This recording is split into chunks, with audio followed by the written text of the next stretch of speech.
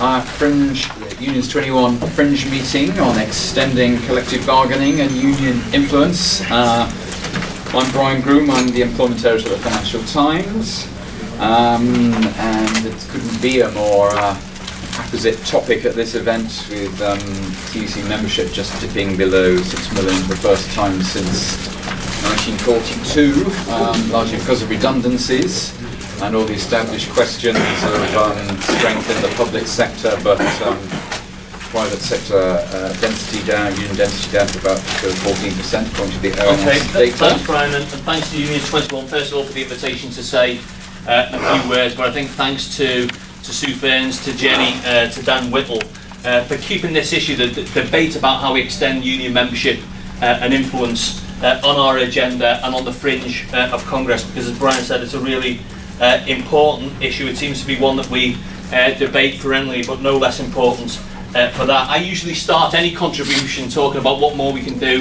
to build and to grow unions by giving everybody the this is where we are in union membership, this is the challenges that we face. I think the challenges that we face are familiar to everybody in this room. They're certainly set out very well in some of the articles in the new publication from Unions 21. But I just maybe wanted to pick up one particular issue before I move into to the substance of my remarks, and that's really the crisis that we face in terms of building membership in the private sector. And it's a crisis that affects those that we don't represent in the private sector, 85% or so of the workforce who don't have the benefits and the support of union membership. But it also has a direct ability on our work to try and represent our members, our existing members in the public and private sector. Those of us who went through the last year and a half in terms of the debates, the arguments, the action, the negotiations around public sector pensions will know very well that the government and right-wing commentators have tried to drive a wedge between public and private sector workers. We had all the references on the front pages of newspapers to gold-plated public sector pensions and so on. And a lot of that is driven by the fact that large numbers of workers in the private sector, 2/3 of them, don't have access to a decent occupational pension scheme, precisely because unions are so weak in key parts of the private service sector. And we need to recognise and address the fact that we can't have islands of good terms and conditions in the public or the private sector, islands of good terms and conditions amidst a sea of non-unionism. So actually extending trade union membership and influence is important for those who aren't covered by union membership and bargaining arrangements, but it's also important for our ability to represent our members as well. I think the point of this publication really is to offer some practical ideas, some provocative ideas potentially about what more unions can do to grow, and I know Christine and Mike will talk practically about the work that their unions are doing. I will offer 3 ideas. I offer them with a large amount of humility. Sometimes it's very easy to get up when you're speaking on behalf of the TUC and say globally unions should do X, Y and Z, and if you only did that then we'd have 13 million members. We know our unions on a day-to-day basis are facing a whole range of different pressures, industrial pressures in public and private sector workplaces. It's hard enough doing the day job without taking a step back and thinking about what more we're going to do to recruit and organise the next generation of union members. So the ideas that I put forward hopefully will form useful discussion points, and happy to knock those about with colleagues in the discussion session later. 3 points. First is this: I think we need to be better at working together. Unity is strength sometimes is a slogan that seems more like an aspiration than a reality across our movements. And I just want to give one practical expression of why we do need to work together more effectively. Yesterday I was at a fringe meeting on outsourcing. I was at a fringe meeting in the evening about what potentially is going to happen in the West Midlands in terms of the outsourcing of police services. And the reality is that unions have represented members, large numbers of members who transferred out of the public sector into private sector employment, whether they're working for Capgemini, for Serco, for Capita, for Sodexo, a whole range of different other companies.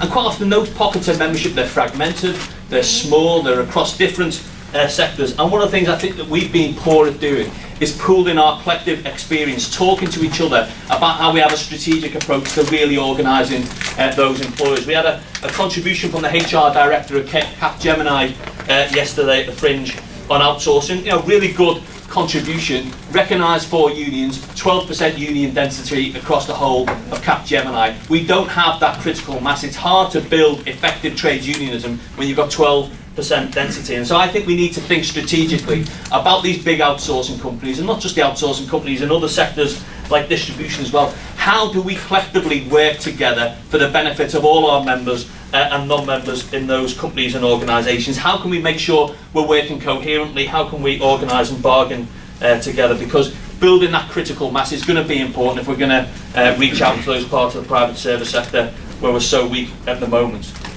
The second thought maybe is just that we need to think about how we complement our traditional approaches to organising. Nothing will replace going into workplaces, talking to potential members, involving people in the life and the work of the union. But we also need to think about other sources of leverage that we have on employers as well, other resources that we can bring to bear to build trade unionism. And there's a couple of examples I give in my article in the new publication. The work that Unite has done, for example, with the ethical trading initiatives to support their organising in meat processing. The work that unions are doing up and down the country to win living wages from local authorities in different parts of the country. The work that TUC and unions did collectively with LOCOG around the Olympic Games to ensure that everybody on the Games site was paid at least the London living wage. We also have to think about how we can use the legislation that we do have, flawed as it may be, as effectively as possible. And I think Sarah Veal from the TUC in the publication talks about the information and consultation regulations.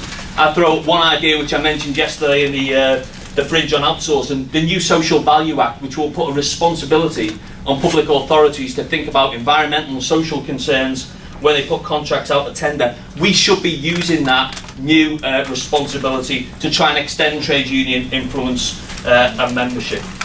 Third set of points, and I think probably important today when we've had Ed Balls just to speak to us at Congress. I think we need to think about a coherent narrative about the role of unions in building a better, fairer society. And linked to that, we have to have a very clear set of coherent political asks. What do we want from governments or future governments that will help unions grow, that will help unions extend their influence? Now, some of this is about the debate was in the question and answer session about the repeal of the anti-trade union legislation, but I think we need to go well beyond that and think about what are the potential political asks that will help us take union membership right across the private service sector, not an end in and of itself, but because we know that growing unions representing people in workplaces are going to drive up living standards, are going to close the wages gap and make our workplaces more productive and fairer. And so I think we need to think, what does that political set of asks look like? Ed Miliband, I think, last week talked about pre-distribution, and we all agree. I think it's a slightly clunky phase, but I think if you're serious about pre-distribution, you need to be serious about collective bargaining, and you need to be serious about supporting unions, because collective bargaining is the key thing in terms of driving up living standards, holding boardroom pay to account, and making sure that wages are fairer. We know our members are under real financial pressure at the moment, but we know actually the wages gap was increasing even in the boom years. We know that our members were missing out, and actually that's all about the decline of unions and collective bargaining. So I think we need to challenge politicians to speak up for unions, to view unions positively, and to set out what they will do to help unions grow. Not because it's about favours or paying back people for Labour Party affiliations, but it's because unions have a crucial role to play in workplaces up and down the country, a crucial role not just in representing people at work, but making sure that workplaces are better, fairer, more equal places to be. So they're just three ideas. Hopefully other people have got maybe much better ideas, Brian, I don't know, in the discussion, but hopefully it's a good start to kick things off. Cheers. Thanks very much, Paul. And Christine's going to go next. Okay.